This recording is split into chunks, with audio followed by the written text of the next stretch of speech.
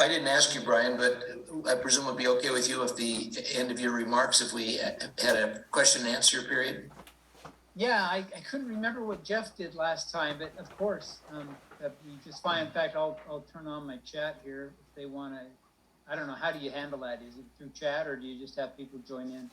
Either way, we're pretty loose about it, whatever works out. I'll try to follow the chat as well. And if I see something, if whether or not you pick it up, I'll comment on it.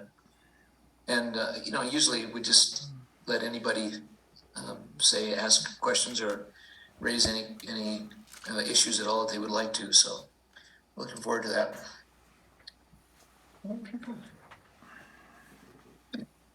Got just about a minute here before we're go time.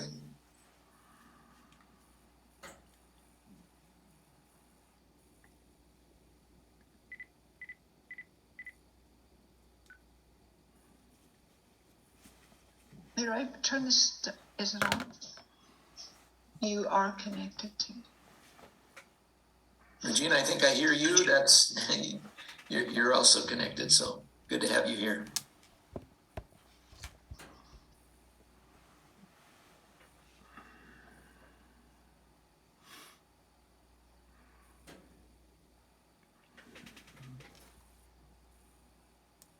Hi, Ross. Hi.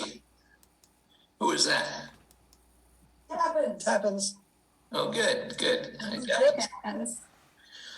Well, it's 9 o'clock. This is Ross Bounty, and I'm happy to welcome you all out to what I believe is our 121st or 122nd, I'm not sure which, fireside since COVID forced us all to go virtual back in April of 2020. And I'm happy to welcome you all out to hear Brian Hales speak tonight, which I think will be a fascinating experience for all of us. Usually I say we're from Bainbridge Island. It's the Bainbridge Island Elders Quorum that sponsors these firesides. We're actually calling today from San Luis Potosí in Mexico, which is a wonderful tribute to technology that allows us all to make these connections. I explained a minute ago, it's a wonderful time to be here. It's, of course, the Day of the Dead celebrations are in full swing. And everywhere we've been, there have been wonderful dedications, altars in every house or business in which they have paid tribute to their deceased ancestors and friends. And so it's been a great time to be here. I'd like to begin tonight with a word of prayer, and I've asked my good friend John Church if he'll give us an invocation. Our dear Heavenly Father, we are so grateful for this continuation of firesides, grateful for the things that we've learned and the things that we've shared. We're grateful for Brother Hales and his willingness to speak to us tonight, and what I suspect will be a very challenging discussion and great interest. And I hope the Spirit will be with all of us, and that we may continue our education of the gospel. And we say these things humbly in the name of thy Son, Jesus Christ. Amen. Amen. Thank you so much, John.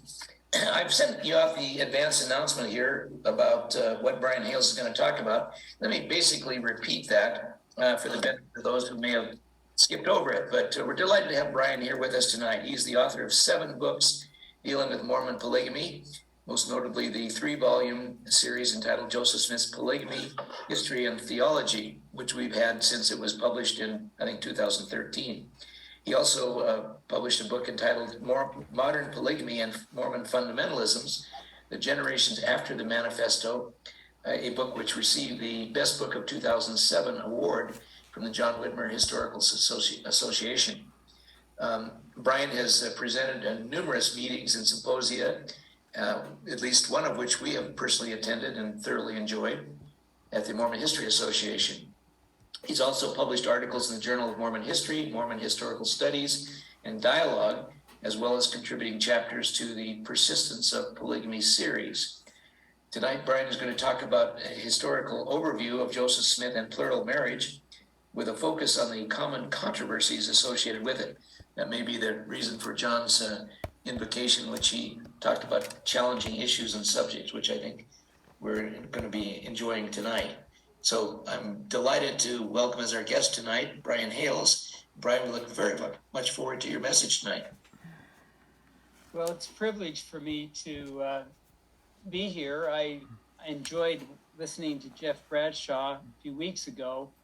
I always look up to Jeff. He's so smart and doing so many great things. So I feel honored. And I will apologize ahead of time. We're going to cover a lot of material. I didn't quite know what to say, so I modified a presentation I gave to a ward. But we certainly could dive into some deeper historical topics in the Q&A if you would like to. And I see that are you videoing this, Ross? Is that? We are not. Unfortunately, we don't record them at all. Well, it says stop video. How funny. Well, anyway, I was going to say if there was a video, then you could come back and rewatch it. But I have quite a few videos that are on YouTube dealing with different aspects of polygamy and history. So if you have other questions, you can email me or go to those or whatever. I do have a PowerPoint though to try to keep you from falling asleep. My day job was as an anesthesiologist, so I always worry about putting people to sleep in this setting, even though it's something I'm naturally capable of doing in others. But are you able to see that? Yes, it's perfect. Slide? You bet, perfect. And then for the last 7 years, I've actually been studying Book of Mormon, and it's a lot more fun than studying polygamy, to be honest with you. And so wherever I talk about polygamy, I always put in a little plug for my current research that's on plural marriage, and that's the handout that you have. You've got a different color because you've got an updated one. This is an older version. But it just talks about how complex the Book of Mormon is and how Joseph didn't have the skills. And for me, that shows this gap is an indication that God was there. And the Book of Mormon, as it exists, is proof of God. And this is referred to in D&C 20 and 11. So that's all I'm going to say about it. But it's a lot more fun than talking about polygamy, to be honest with you. So let's go over some of the polygamy questions, the most common ones that I get asked. The first one is, would God command something as unfair as polygamy? And polygamy is unfair. Men can do it, women can't. And yet, back in Joseph Smith's day, most of the people were Bible readers, Bible believers, and polygamy's in the Bible, so they were more tolerant of polygamy. Didn't ask the question, why would God allow something so unfair? That's not the case today. You know, we're a post-Christian nation, and there's a problem. People are willing to question the Bible and anything that's in it. In the 1880s, though, some of the polygamy women in Salt Lake City did organize and tried to defend polygamy. In honesty, I don't think you can do that with any success, just because it's unequal. And so the question comes up, well, you know, I don't think God would command something that is unfair or unequal, and yet life is unequal. Elder Renlund said a few conferences ago, mortal life is inherently unfair. Some people are born to affluence, others not. Some have loving parents, others do not. Some live many years, others do. And the inequalities go on. And so that God might require something that's unfair for a time shouldn't surprise us. But what we find happening is and my late wife summarized it, I think, beautifully. She said, the 19th century Latter-day Saints struggled to live polygamy they believed God commanded. The 21st century Latter-day Saints struggled to believe God commanded polygamy. And we see this in the church especially, and church members will react in a number of ways. Sometimes they'll say, well, you know, Joseph didn't live polygamy, and there's a movement now with Rob Fotheringham, and I imagine he's been excommunicated. If he hasn't, I think he should be. But and then there's this Whitney Horning. These videos, Rob's video has 30,000 plus views, and was that somebody talking? Just remind everyone to please mute your speaker if you haven't already done so. but Whitney Hornings has 5,000. But these are two voices that are saying that Joseph Smith didn't practice polygamy, and the arguments are very weak and problematic, and they're non-scholars, just I think wishful thinking. But it is a real thing. There are other members that I've encountered, some really good people who think that Joseph was wrong, that he was kind of he lost it towards the end, and God will forgive him, but I don't have to worry about polygamy being something official. And that's a real problem too. So I believe God did command it. We'll talk about that. There's ample evidence for that. So looking at the second question, it has to do kind of with what we've been talking about. It shows us motives. And what I mean is, if I stood on a street corner in, say, Cincinnati, and I just ask people saying, Joseph Smith introduced polygamy among the Mormons, why do you think he did it? Virtually everybody's just going to say, well, I think he probably wanted sex. I mean, there's nobody who's going to say, well, I think he was a prophet restoring an Old Testament practice. It's just nowhere in their universes as far as an answer goes. And we understand that. I mean, we see David Koresh and Jim Jones, charismatic males who were eventually sleeping with the parishioners. And then we got this guy who's one of the darkest figures associated with the Restoration, Warren Jeffs. These are reasons why people are a bit cynical about the idea that Joseph Smith could have been sincere and commanded by God. And it's not a new thing. And in 1903, President Joseph F. Smith wrote this. He said, it is difficult to convince the prejudiced mind that any but base intents and impure desires prompted the practice of plural marriage, but nevertheless it was entered into, God knows, with the highest religious and moral motives. And so they were facing this problem, this cynicism, this skepticism, even in 1903. And of course, Joseph Smith revealed that an angel appeared to him and commanded it. And we have a number of voices, and these are just a few that Lorenzo Snow remembered Joseph hesitated and deferred from time to time. Eliza Snow described Joseph as afraid to promulgate it. Helen Mar Kimball said Joseph put off the dreaded day as long as he dared. Lucy Walker reported Joseph had his doubts about it, for he debated it in his own mind. So the idea that he's driven by libido to make this happen is certainly not the story that those closest to Joseph are telling us.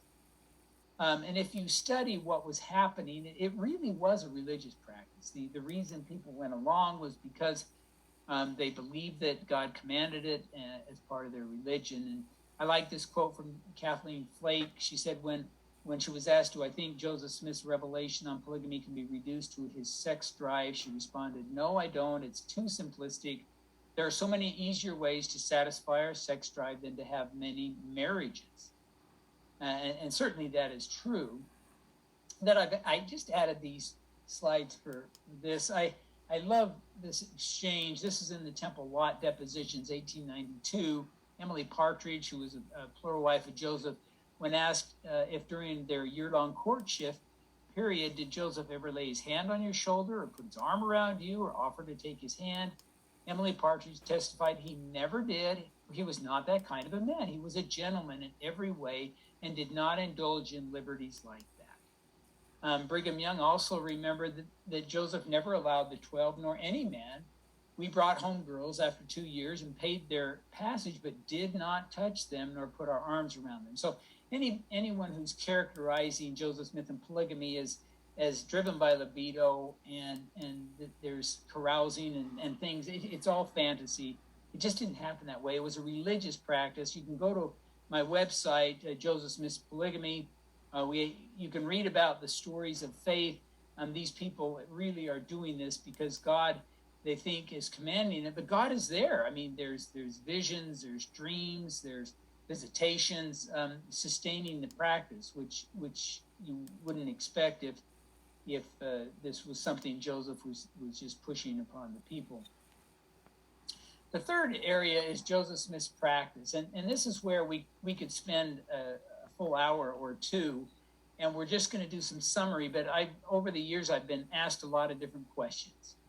And so we're just going to hit on these briefly, but if you want more detail, certainly in Q&A, we can talk about it. There's Fanny Alger, polyandry, sexuality in children's, young wives, Emma, number of wives, and then this idea of lying for the Lord, which has become a bigger deal as of late, I think. But Fanny Alger was Joseph Smith's first plural marriage, and I date this to 1835. She was probably 19 years old. Sometimes people conflate her with Helen Mar Kimball, who was 14, but Fanny wasn't 14. And my friend Don Bradley believes it was actually after the sealing keys were restored in April of 1836, meaning that this would have been the first sealing. I think that's less likely, but we don't know. Joseph did seek permission and received it from Fanny's parents. A ceremony was performed. If it was before the sealing keys were restored, that it would have been a priesthood marriage that God recognized, even if the state of Ohio didn't. It's interesting that those that heard about the ceremony from Joseph, like Emma and Oliver Cowdery, rejected its validity, but those who heard about it from Fanny, which was her uncle and aunt, the Hancocks, her own family, the Algers, the Webb family, with whom she stayed after Emma threw her out of the house, and Eliza R. Snow, who happened to be there and was well acquainted with Fanny. They all believed it was a marriage. So the people hearing it from Joseph thought, nah, we don't think so, but the people hearing it from Fanny, they believed. So that's what we find in the historical record. Fanny left the church, quickly remarried. There's some evidence she may have been pregnant. The marriage was consummated. We don't know for sure. The evidence certainly isn't conclusive. But the Alger family, the Hancocks and the Webbs, who all knew the details, all stayed in the church, stayed with Joseph, moved to Utah after going to Nauvoo. So, whatever did happen, we find some people that probably would not have hung around if Joseph were just satisfying his sex drive with this. So that's the whirlwind version of Fanny Alger. The question I get asked more than any other is on polyandry, and I just, the day before yesterday, sent off a lengthy article updating polyandry that I hope Journal of Mormon History will publish, but we'll see, where I point out a couple of new ideas, and I'll review them here, but just summarizing, there's just no evidence a woman in Nauvoo ever believed she had two husbands simultaneously. There's no references to a new revelation or new teachings authorizing it. There's no justifications for how these polyandrists could ignore Romans 7, 2 and 3. And that's Paul stating in unambiguous language that you can't have two husbands. It's adultery. None of the alleged participants ever defended it. There's no unambiguous supportive evidence. And members and leaders have always taught a plurality of husbands was adultery. Now, the elephant in the room, and this is the big point I'm taking in this article, is that plurality of husbands would have been far more controversial than a plurality of wives. And yet we find nobody is reacting to it. It would have been explosive. None of the critics complained about it. None of the alleged participants defended it. I think we would have seen a reaction to it if he had done it. And it's plain that the accusations had come that he was doing it from Bennett, but Bennett never exploited it.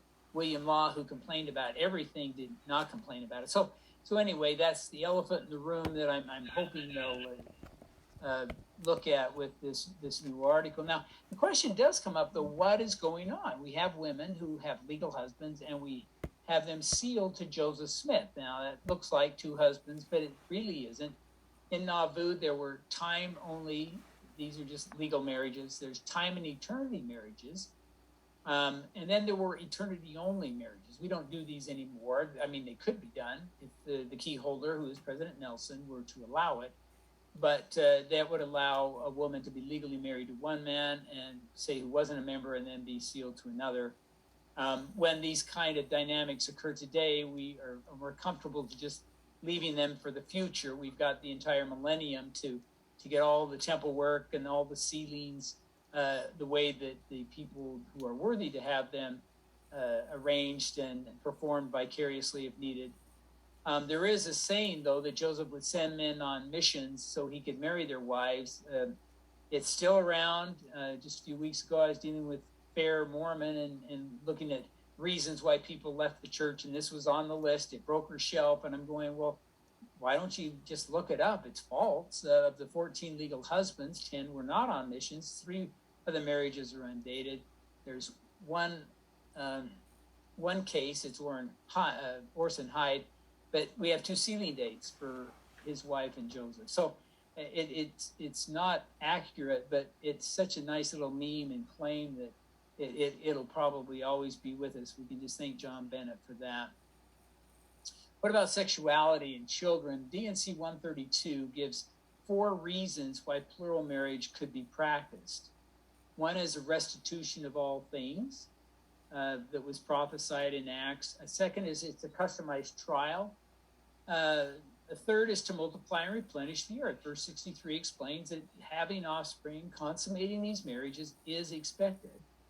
But the greatest reason, the most important reason, is that polygamy would expand opportunities for women to be sealed, and we believe that the sealing ordinance is needed for exaltation. So you can see why a woman would want to be sealed to a man like Joseph Smith, but it could be there were other men who had this dynamic, because she knew if she wasn't sealed to somebody and she dies, she would not have all the ordinances that she needed for exaltation.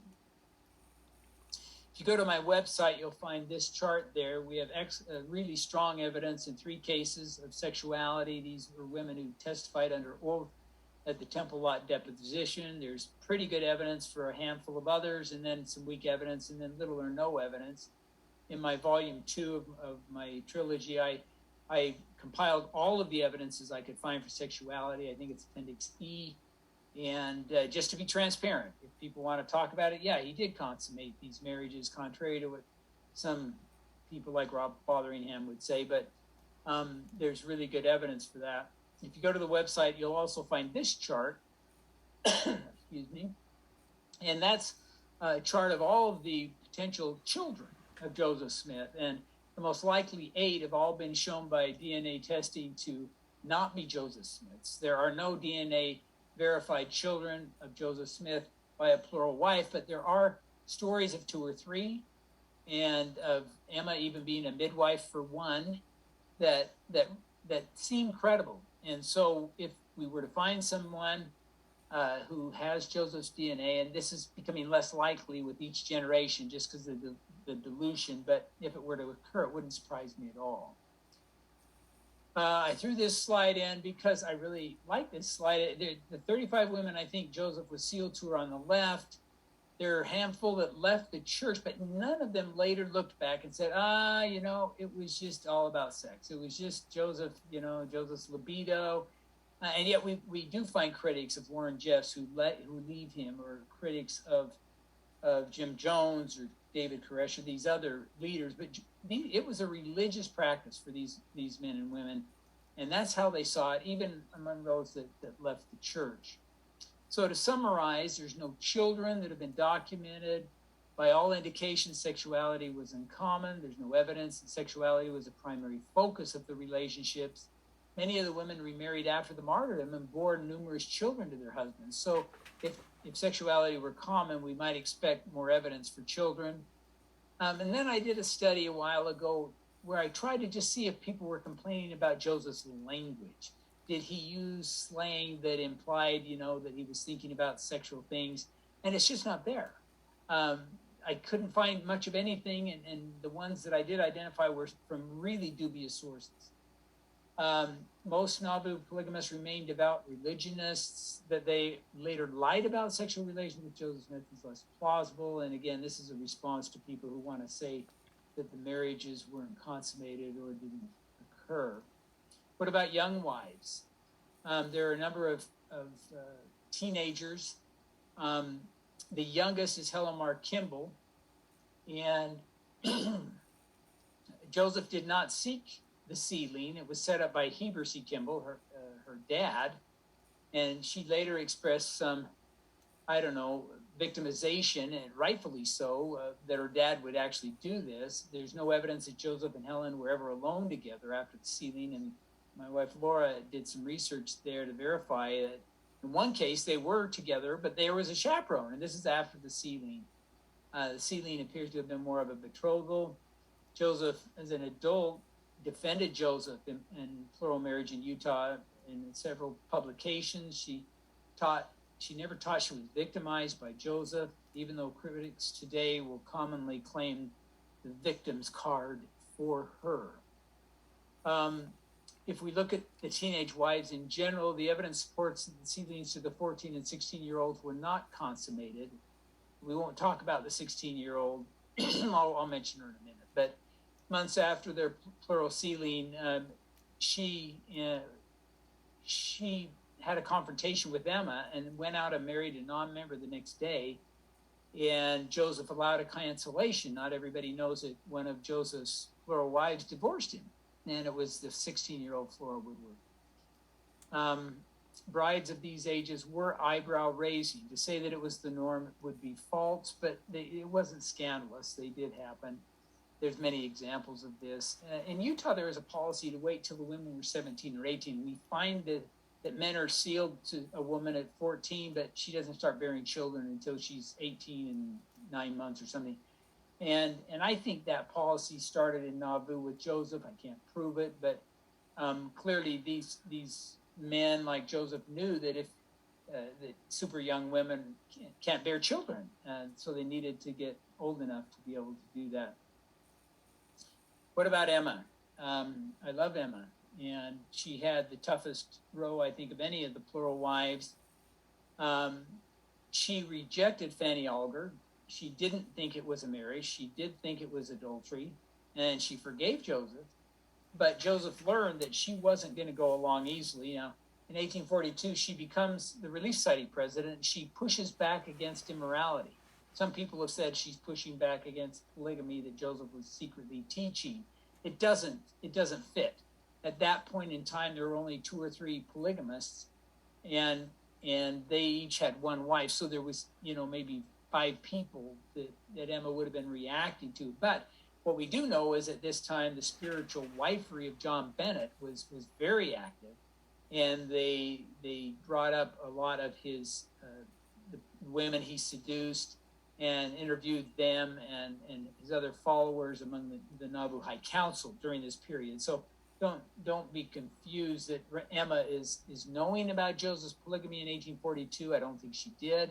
She's not reacting to polygamy. She's reacting to Bennett's immorality. It's possible that she learned about the eternity-only sealings first. But we know by the middle of 1843, she is aware of polygamy.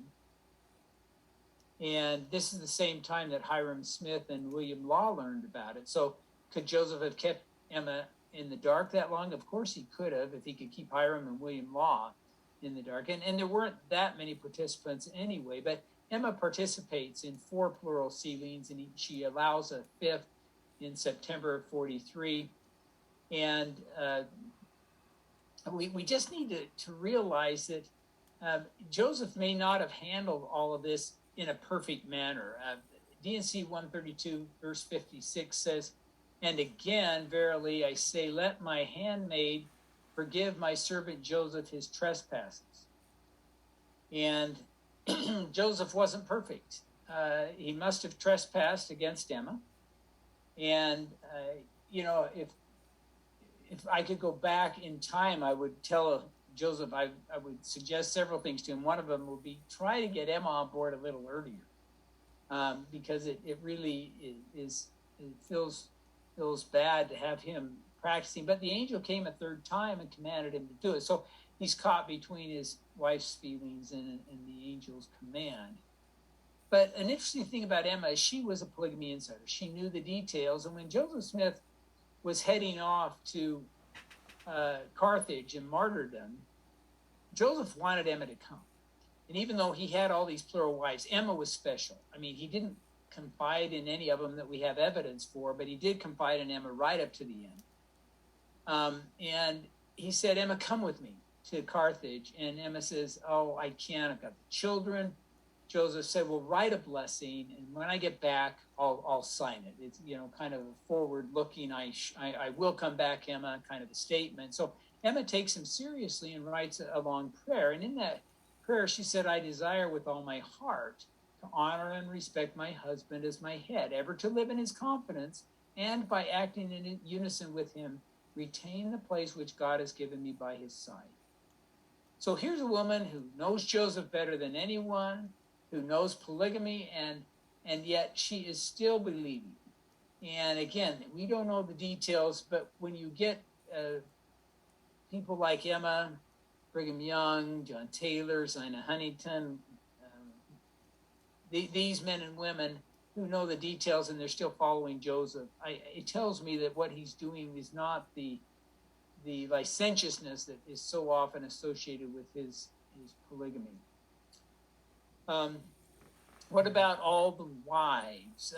Here's a list. The ones in red were previously unmarried, and the ones in red are the ones where we can document sexuality. We don't find sexuality documented with the women who have legal husbands who are in the darker color.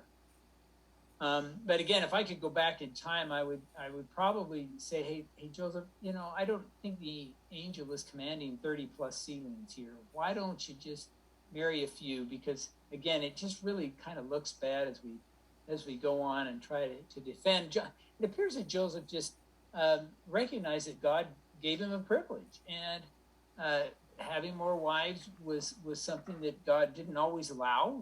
We look at the Book of Mormon, there's not a single authorized polygamist in the entire book, and Joseph yet had the privilege, and so he was going to use it. But also, we shouldn't expect Joseph to be perfect. On several occasions, he told people, don't expect me to be perfect. If you expect me to be perfect, then I will expect you to be perfect. And he later said, I never told you I was perfect, but there is no error in the revelations. And see, that's the key. He's not perfect, but he is worthy to give true revelations, to be the revealer, the seer, the prophet. I never found anything even remotely suggesting to me that his behavior would have compromised his worthiness. What about this line for the Lord? Carmen Hardy is a guy who wrote an article entitled it this. I think it's a silly title. I don't like it. But we come up with the question, did Joseph Smith lie about polygamy? And this, to me, is something that is getting a lot more press than it deserves. I read anti-Mormon literature, and even when they talk about something and you read it through and it's like, this is really lame, they'll throw a paragraph at the end saying, and we know Joseph lied about polygamy, So this argument that I'm presenting may not be all that great, but we know Joseph was bad because we know he lied about polygamy. Well, do we really? A few years ago, I went to the historical record and I tried to identify every single incident where Joseph might be accused of lying about polygamy. And I wrote about them. And to be honest with you, it's okay. He didn't bald-faced lie ever. In fact, what we find is this statement. This is probably the most egregious thing that I could document him saying. He said, what a thing it is for a man to be accused of committing adultery and having 7 wives when I can only find one. Now, is this the language of somebody who's trying to cover up polygamy with a lie? I mean, he could have just said, I don't do polygamy. I'll never do polygamy. Anybody doing polygamy, I don't care what they say. I'm going to excommunicate him. It would have been very easy for him to just declare in unambiguous terms that he's not doing polygamy, plural marriage, or whatever. But that's not what he's saying. This is the language of somebody who's trying not to lie, but at the same time not divulge things that he knows his audience will not accept. And so that's really what we find with this. And just a few weeks ago, I was in a meeting with an apostle of the Community of Christ, and this apostle of the Community of Christ was just talking. He says, "Oh, we know Joseph Smith was a liar," and it was just like, whoa! I was taken aback. It was like, are you kidding me? Joseph wasn't a liar. I mean, he wasn't perfect and all. And when polygamy came up, we know he was trying not to lie without divulging things. But to have somebody in that position, call him a liar, it still makes me sad to think about it. So anyway, when people make this assumption, we can push back hard that, yeah, maybe there's a time to be silent. We don't have to tell our enemies everything. And, but as far as bald-faced lying or this network of lying in Nauvoo to hide polygamy, it's just not there. It's just not there. Silence is there, and statements maybe like this, but that's really all that I found. And you can download that article if you go to MormonPolygamyDocuments.org. There's a link there, and if you want now, the last. Oh wait, not quite the last, but the next question is what happened after Joseph Smith was killed? See, in the 1840s, polygamy is introduced.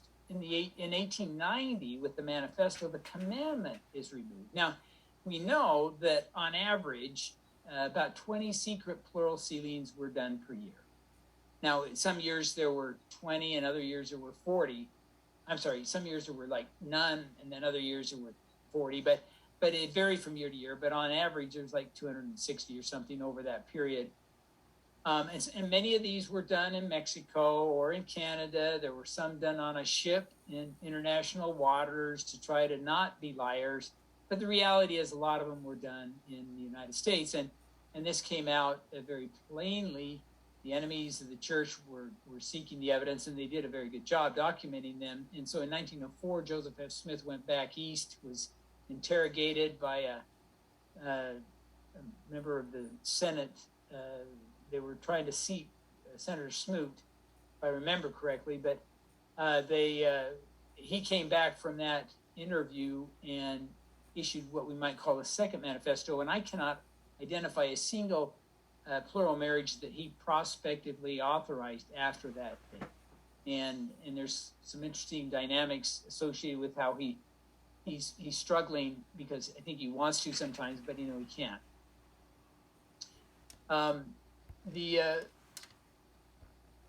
The question comes up, why did the church not discuss Joseph Smith's plural marriages until recently?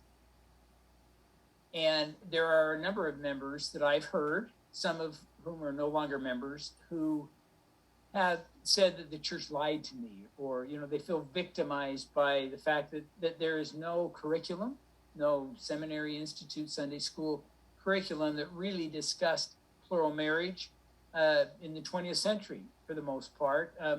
There was a couple of apostles that wrote books that were very frank about it, but independent of those, it was just not discussed in any of the curriculum, and members, understandably to some degree, have felt like the church should have told them rather than them finding these books and other sources.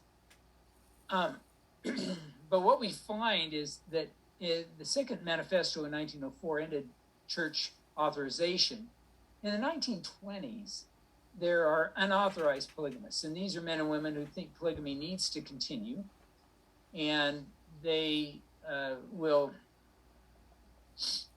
they have a problem with authority, and I wrote a book on it, so if you're interested in it, but I have a website too where you can get a synopsis of what's going on called MormonFundamentalism.com. But what we find is these unauthorized polygamists grow into the thousands in the 1930s and 1940s, and they start to get a lot of press. And you see that this long, this right here, this picture is actually 2 pages from Life magazine. I scanned them and pulled them into Adobe and spliced them together. But I mean, there's Rulon Allred and Joseph Musser, right there. But anyway, these are the head of the polygamists, and they're this is Life magazine. You don't get any bigger on the media front in the 1940s and 50s than the cover of and these big 2-page articles spreads than that. And it was really bothersome to the church leadership. Heber J. Grant was very much bothered by this. And so I think the policy to not talk about polygamy, Joseph Smith's or Brigham Young's for that matter, was begun in the 1940s by President Grant. And as you know, church presidents don't always easily change a policy that has happened before. But we're grateful for President Nelson because he's made some really wonderful advancements. But it's not always the case. But what happened was that we're not talking about plural marriage here. And then what we get is we get the internet showing up around 2000. And not everything on the internet is false about Joseph Smith and polygamy. And members they don't know. They don't know Joseph was a polygamist. Most everybody knew Brigham was. And so the church plays a little catch up for a few years. But in 2014, they issued the gospel topic essay on plural marriage. And it's a soft rollout, but within 2 or 3 years, most people are aware of it, or at least those who want to. And it gives people like me a kind of a pass to be able to talk about polygamy. If we were to go back 10 years to 2012, having a fireside like this would probably cause me a little angst, because that policy about not really talking about it was still mostly in place. So, it's a blessing to be transparent. The church now is flipped 180. They want to be transparent on everything that they can be. I mean, there's areas where transparency is not desirable. We're talking about temple issues, personal, disciplinary issues, and then minutes from the higher council meetings and things. Those things will always be secret, and they should be. But everything else, the church is opening up. As I was doing my research in 2007 to 2012, I never got turned down on any document, except for the diary of William Clayton. And Elder Jensen, who was the member of the 70 and the church historian, he says, we can't give you access to that because we don't have it. It's in the first presidency's vault. And inside I was thinking, could you ask him for me? I didn't say that, but I was thinking that, and I never did get to see it, but they did verify by a transcript all of the quotes that I was taking from it. And now maybe you don't know, but the Joseph Smith Papers Project is winding down, but they are going to publish William Clayton's journal in 2 or 3 volumes. And so I'm anxious to see that. But I've talked with Robin Jensen, who's working on that project, and I said, are there any really juicy things that haven't already been extracted and published out of it? And he goes, no, not really. So I doubt there'll be a big revelation, but he did keep a pretty good journal, and it'll be interesting to see. Lastly, what about eternal polygamy? The question, is polygamy required for exaltation? Some of you may have been familiar with Carolyn Pearson's book, The Ghosts of Mormon Polygamy. She's a fine writer, but the book is really problematic, and I wrote a lengthy review of it. But she does bring up a good point that there are a lot of women and men in the church who worry about polygamy in the future. If we go to section 132, verse 1 tells us that it came because of a question about many wives and concubines. So Joseph is asking a question about polygamy. There's no question about that. But the Lord says, I'm going to answer you, Joseph. And he says, I'm going to answer you by revealing a new and everlasting covenant. Oh, and by the way, if you don't obey it, you're going to be damned. And so there are people in and out of the church. The fundamentalists certainly believe this. They want polygamy to be the new and everlasting covenant. And then they can say, see, we're polygamists, you're not, you'll be damned, we're not. And that's oversimplifying, but you get the picture. And then there are members in the church that are going, wow, I mean, is that really what it's saying here? Well, it isn't. The new and everlasting covenant is not polygamy. We find that in section 132, verse 1 does mention a plurality of wives. The next 19 verses don't mention polygamy at all. They talk about authority, and they talk about how that authority must be used to seal a man and a woman for eternity. And then in verses 19 and 20, we find a worthy monogamous couple who are sealed by genuine priesthood authority. They are promised exaltation. And all of these verses are emphasizing authority and that one man controls it. And that one man is President Nelson today, who has a very orderly line of priesthood sealing keys back to Joseph Smith.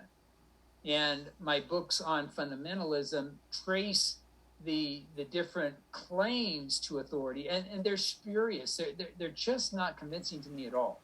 I believe our fundamentalist friends, and there's a lot of really good people involved with this polygamy, but they're just deceived. They think their sincerity and their personal revelations are able to authorize their polygamous marriages. It's just not true.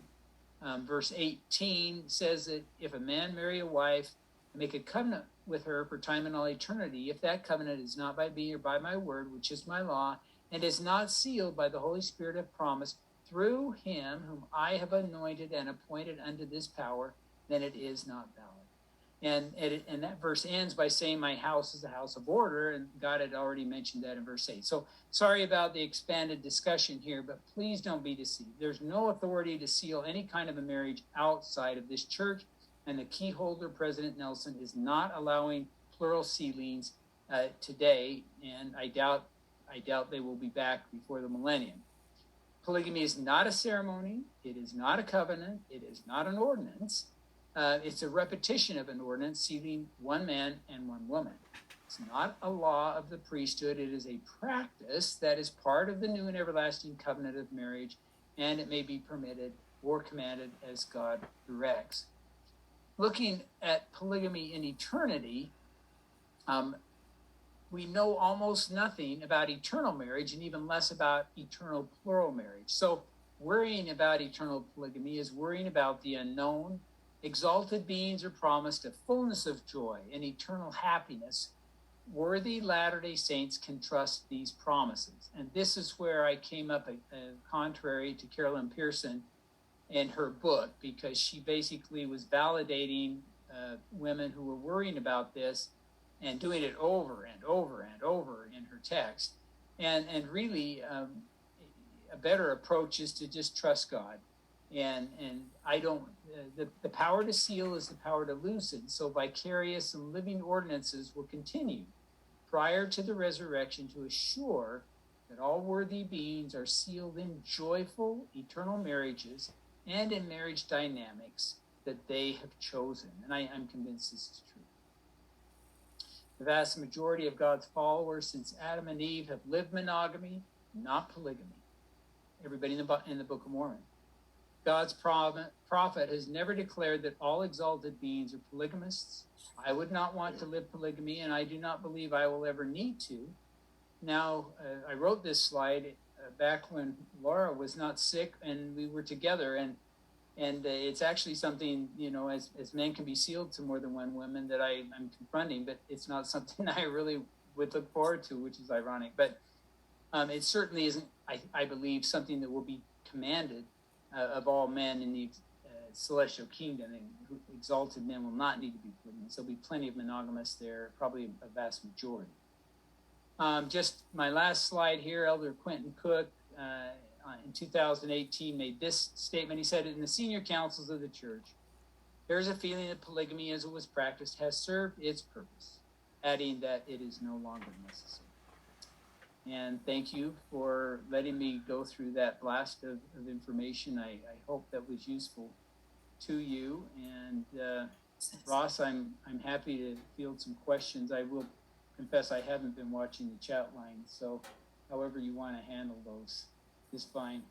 Well, thanks so much, Brian. Let me start out with a question or two of my own and invite others to either put the question or comment in the chat or to go ahead and just speak if there's an opportunity to do so. I guess my first question goes back to this idea that there's no DNA confirmed children of Joseph Smith. I'm aware that that's been the case for a long time, and it sounds to me like there have been lots of people that tried to prove otherwise. But it also leaves open the question why there weren't any more children that can be identified. Do you have any further comments on that, Brian? Well, I think the accounts, Mary Elizabeth Rawlins, one of Joseph's plural wives, said that she knew of 2 or 3 of Joseph's children that they told her. And we have an account from George A. Smith, an apostle, saying he approached Joseph at the Nauvoo mansion. He was outside washing his hands, and And George said, "What's up?" And Joseph said, "Well, one of my plural wives has just delivered, and Emma was the midwife."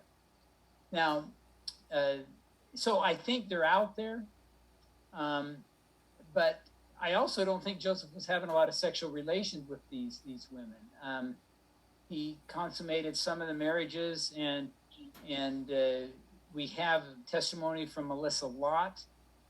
She lived outside of Nauvoo on Joseph's farm, and it appears that Joseph had relations with her maybe more than others because she was more separated and he could visit there without people knowing. But I just don't think sexual relations were that common for Joseph. So.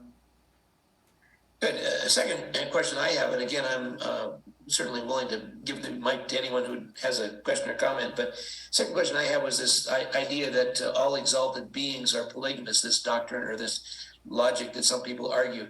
In my own family history, I have one of the journals where an individual talks about hearing, I believe it was Joseph F. Smith talk, and who said that, that people were going to be damned if they didn't practice polygamy, and that he was sort of whooping up the troops to maintain the practice. So I'm just curious about that when you say that nobody's ever argued for that. Weren't there some individuals who spoke so fervently in favor of plural marriage that is to suggest that righteous people did marry polygamously? There's two quotes that we run into all of the time. Joseph F. Smith is one, probably the one you're referring to, and another was Brigham Young saying that you must be a polygamist like Abraham to be exalted. The problem is that in both of those talks, if you look beyond those sentences, like Brigham also said, you must be a polygamist at least in your faith earlier in the talk, and then later he says you must be a polygamist. So there's ambiguity in that. And Joseph F. Smith is exactly the same way. He says, for us right now, we have to be polygamous, but it's only commanded when God demands that we do it, and otherwise it is not authorized. So he totally qualifies it. If you go into the entire discourse, there is no church president, key holder, who ever said all exalted men are polygamous. It's not there. There are some apostles who in the 1890s gave their opinion that it would never be taken from the earth. But again, it comes back to authority. We cannot freelance polygamy. And my house is a house of order. And will I accept things that I have not appointed? It's all in those first 20 verses of section 132. It's all about authority and order and the need for that. So again, it isn't something that could happen, I think, without a church president have declaring it, which hasn't happened. Jennifer Mackley asks, have you found any information on Ruth Jane Giles' polygamous marriage in your research? She points out her son, born in 1845, was named Joseph Orson and later adopted by Theodore Turley after they were married in 1850. Jennifer Mackley. She's the author of the book on Wilford Woodruff. Is that right? She is, and she is. Laura loved that book. She just loved that book. You did a great job with that. That is such an important volume.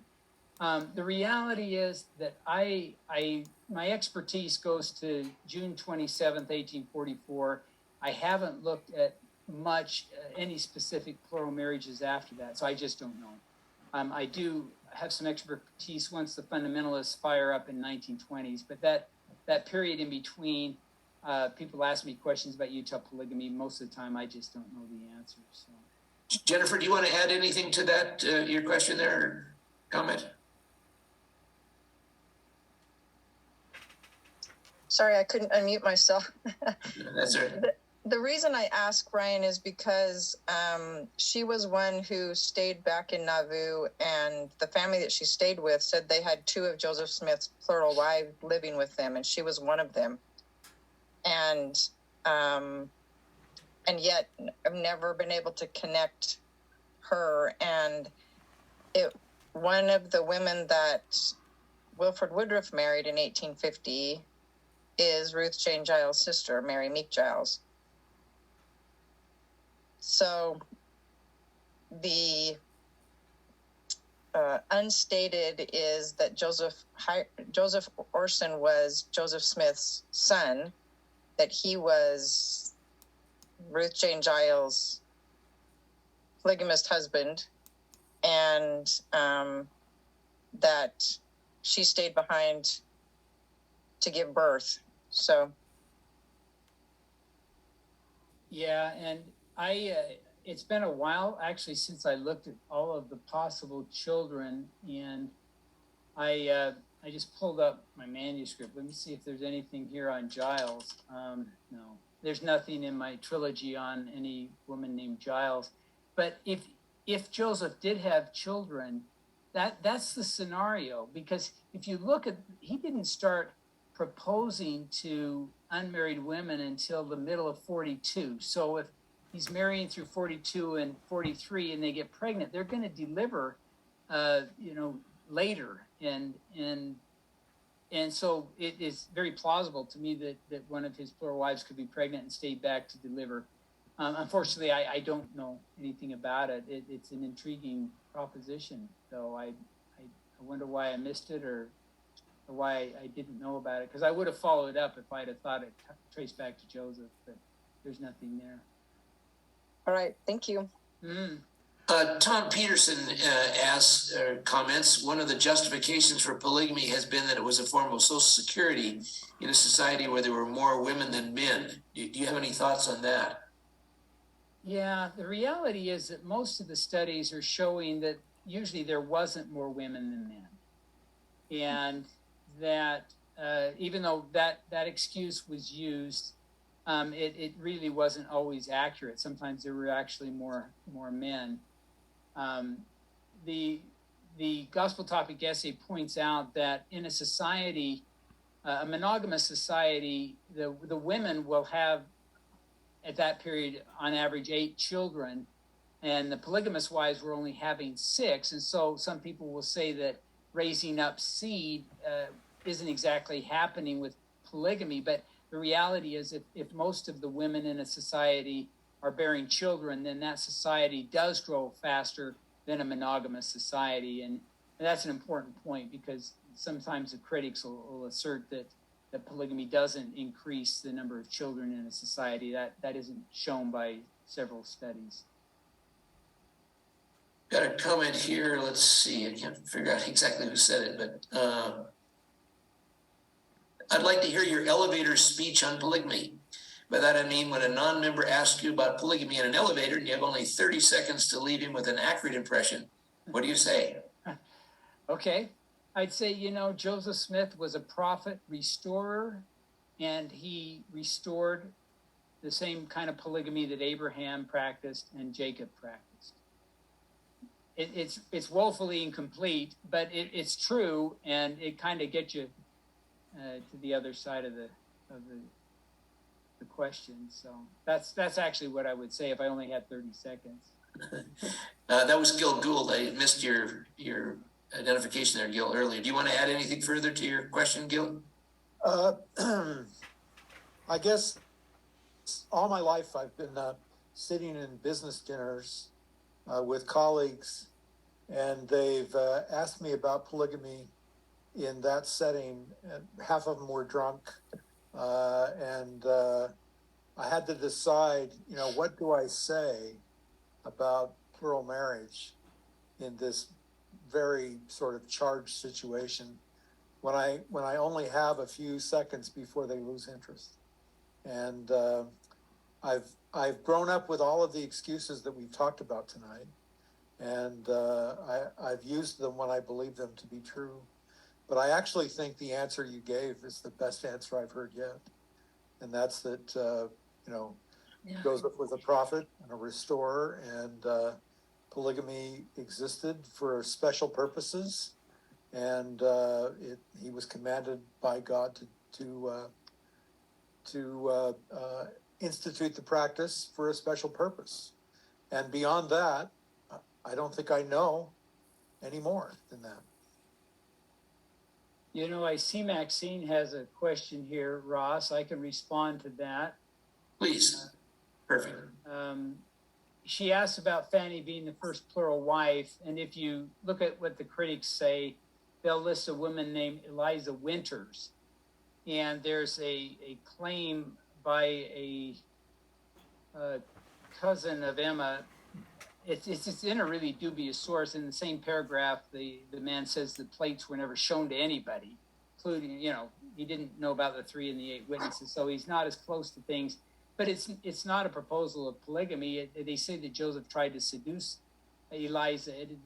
Eliza is interviewed many decades later and doesn't say anything about it. Even though she says negative things about Joseph, she doesn't say that Joseph tried to seduce her. I think it's a very dubious claim for Maxine, but you probably already knew that. But that's how I deal with it in my books. There's a big section in there. Clarissa Reed, I don't remember the details, but I deal with her, talk all about it, and just didn't think the documentation is strong enough. For me, the angel, according to Mary Elizabeth Rollins, came in July of 1834. That's the first visit. There were 3 visits, but I pretty well date anything on polygamy for Joseph coming after that, and that puts us to Fanny Alger. Lucinda Morgan Harris, I put the ceiling of my list of 35 women. If I were to take one off, it would be Lucinda. I think the evidence is pretty dubious, but I she's on most people's lists. Although I think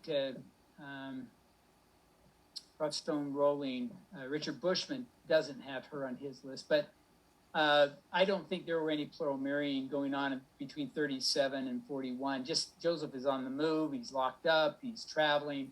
I don't see it as happening there. Todd Compton puts 1 or 2 in that space, and so does Fawn Brody.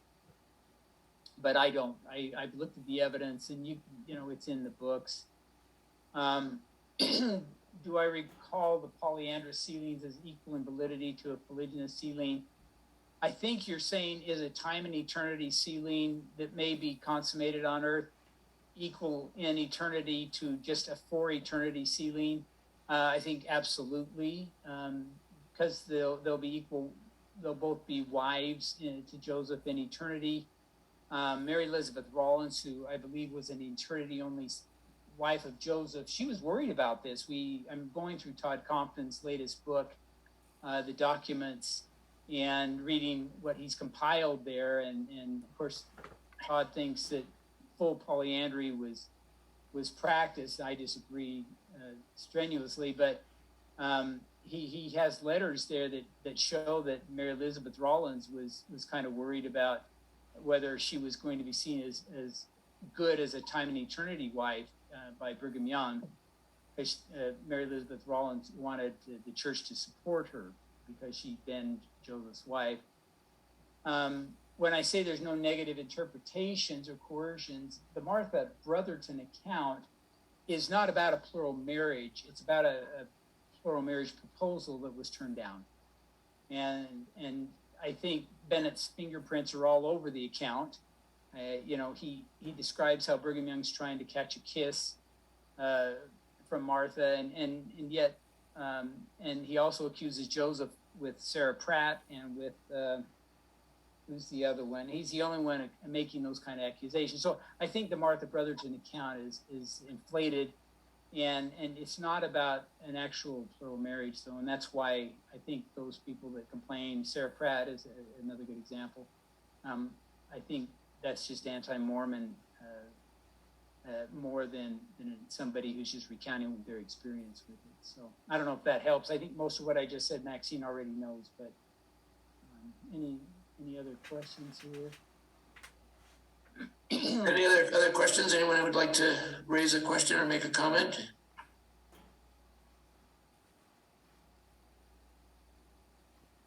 I want to cut anybody off if there's any other. I would like comments. to ask more a questions. question. Okay. Go Melanie. ahead, Melanie. Well, we hear all about the statistics of polygamy. What do you think the purpose of polygamy? I mean, how did it build the church? Why do you suppose the Lord required it? And what are the benefits of polygamy, even 100 years later or whatever? That we talk about it all the time, and we all know how it works and blah blah blah. But what do you think are the real benefits of the polygamy to the church and to the members of the church that practiced it? I think our relationship with polygamy, well, first off, we don't know why God commanded it. With all that is the leaders said during the 50 years or so that it was practiced, none of the leaders ever told us why God commanded it, which is interesting. Raise up seed. I spoke at the Hales reunion a few years ago, and I observed that if we didn't have polygamy, about 2/3 of the people wouldn't have been invited because they came from plural wives. So it did expand in that sense. I think today, polygamy, and it was for them as well who lived it, it's like my wife Laura said, it's a trial. I mean, it ramps up our faith. You've got to have extra faith to believe this stuff, because we live in this sexuality saturated society. Libido is just assumed from the get-go, and getting past that to see God doing this, that takes faith. And why God is requiring that level of faith when faith is already so difficult, I don't know. But I do think that if polygamy weren't part of our past, being a believing Latter-day Saint would be a lot easier. But again, those are not good answers, but it's really all that I can come up with. Can I make a comment too? We lived in Tennessee and one of the members of the ward was Marietta Taylor Call. Her father was John Whitaker Taylor, who I understand that's his middle name, who was the apostle. And she was born in the colonies in Mexico and grew up in the colonies because he took his family down there and his wives because he didn't wanted to continue to live polygamy. So she was young. She was very young when he died. And she grew up with the other sister mothers, isn't that what they call them? And loved all of her cousins. And she was very young when he died. I knew her quite well, and she was pretty old when I knew her. And I asked her about polygamy one time, and she said when her husband died, she married a brother Call. When her husband died, she was all alone. She only had her children and maybe a sister-in-law and stuff like that. She recalled that when her father died, all those sisters huddled together, all those children huddled together and comforted each other, and continued to provide this atmosphere of love and veneration for their father. And she wished that when her husband died, that she had been polygamous, so that she wasn't left all alone to bear all of this. So that's an interesting aspect of polygamy that I never thought about until Sister Call told me her story. Well, you bring up a very good point, and I see two other questions here. One of them is about Sister Ulrich's book, A House Full of Females. And, we are so family oriented today, but ironically, the church was the primary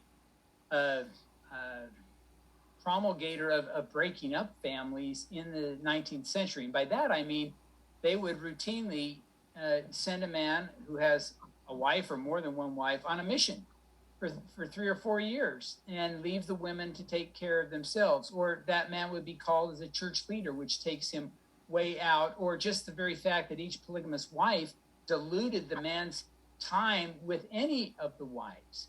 And these three forces, and Sister Ulrich, she really does go through and demonstrate this. She said, I started to write one book, and then it turned out to be another book. And in part, the book she wrote is how the church's influence really was leaving the women to fend for themselves, just as you described. And it's a dynamic that's inherent in polygamy. It's also a part of the problem. They stopped sending men who were married on missions, I think, around the turn of the century.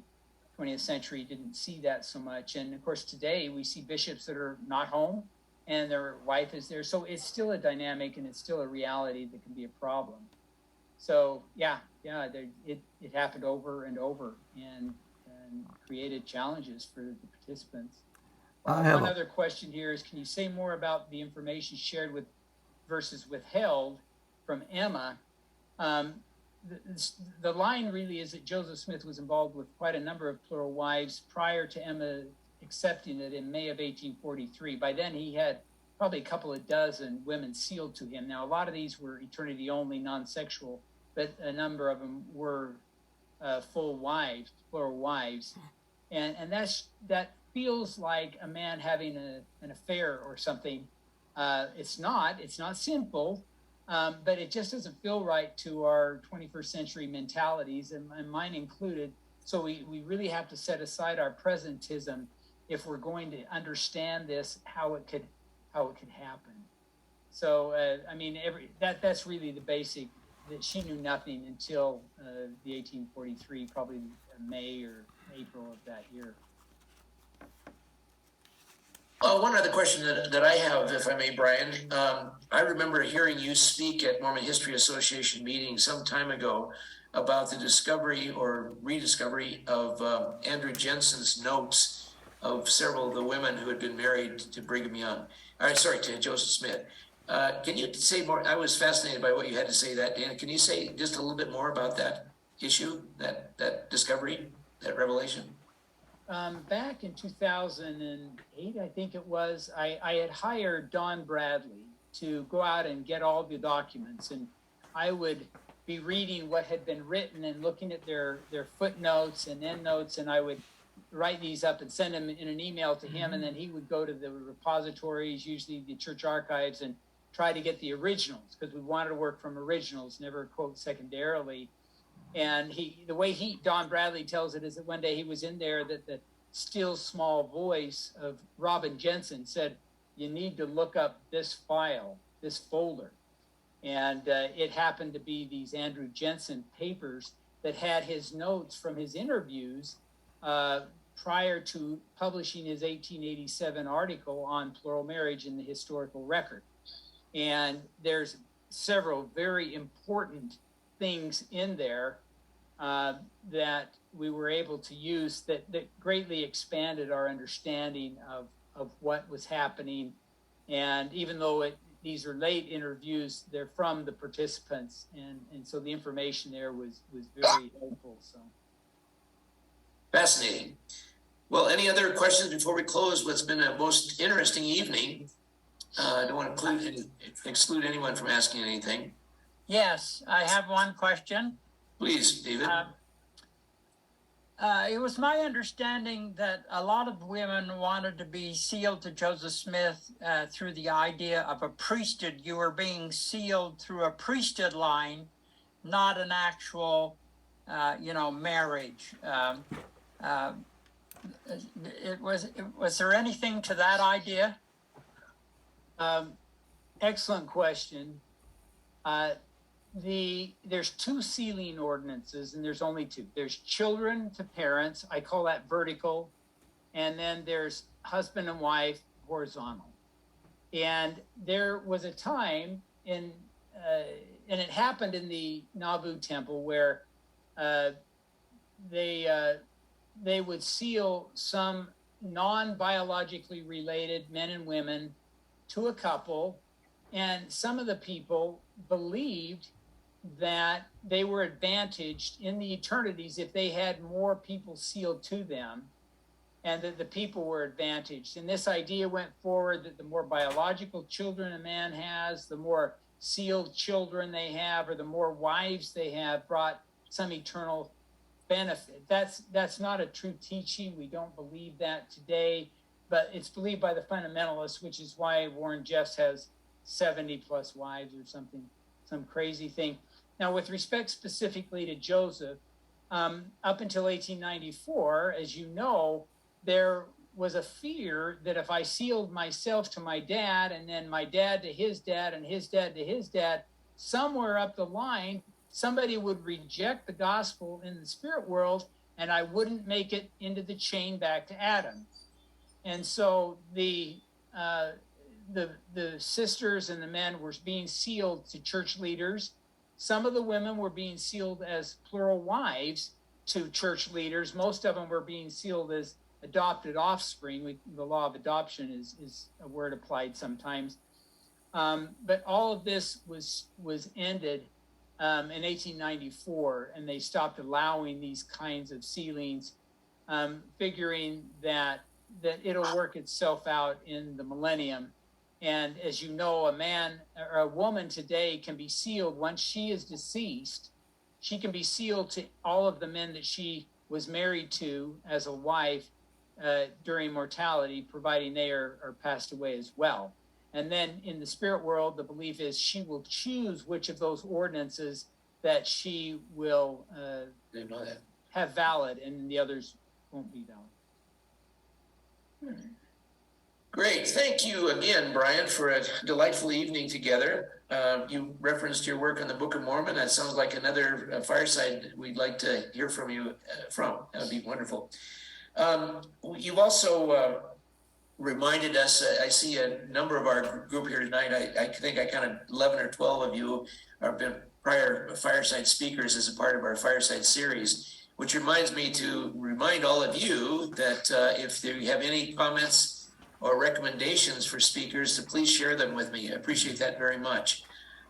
We have a really active program coming out through the end of the year, and we're still looking for new speakers beginning in particularly late December and early January.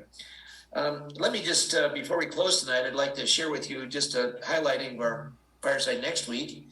We will hear from James Arthur Goldberg, who's just a really fascinating fellow. I've written a fair amount about him in the announcement, but the one thing that I find fascinating about him is that he says he loves the fact that he sometimes is asked to sit for either photographic or actually artistic renderings of people from the Old Testament times, because James is Jewish, he's Sikh or Sikh background, and he also has ancestors in the colonies. So he calls himself a Jewish Sikh Mormon, and is just a fascinating writer. He's one of the more gifted writers we've ever had, I think, in the church, and has been very, very instrumental in many of the church writings, including the saints that's come out. He's been really developed the style for working on that project. I asked him if he would speak to us again. He spoke to us almost 2 years ago, and he said, yes, I would. He said, I'd love to have a conversation about my year with the Old Testament.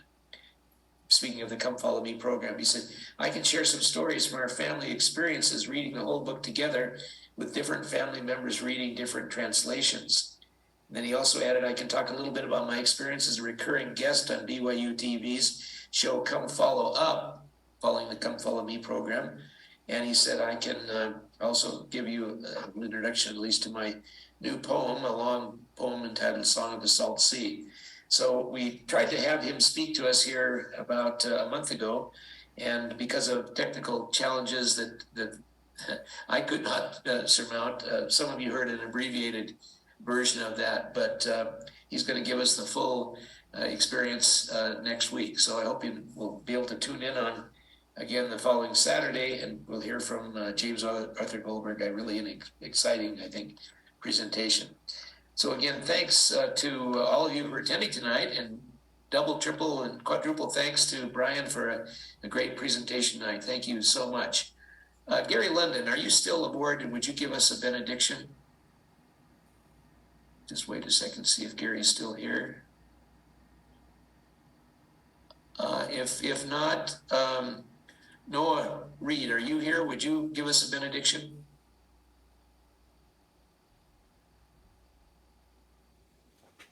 Well, I'm going to try one more time here. Let's see, is Paul Christensen, would you mind giving us a benediction, please? Sure. Our dear Heavenly Father, as we bow our heads before Thee, we are grateful this evening for being enlightened of this topic, for the understanding of the gospel that we have, the desire to follow Thee in covenant path. We're grateful for a prophet. We're grateful for those who share their talents and studies with us. We ask Thee for a blessing on all of us as we turn to the Sabbath day, and do this in Jesus' name. Amen. Amen. Thank you, Paul. And again, thanks, Brian. good Sabbath to all of you.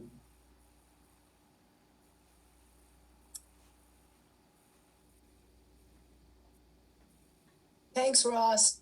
Good night. Good night. Good night.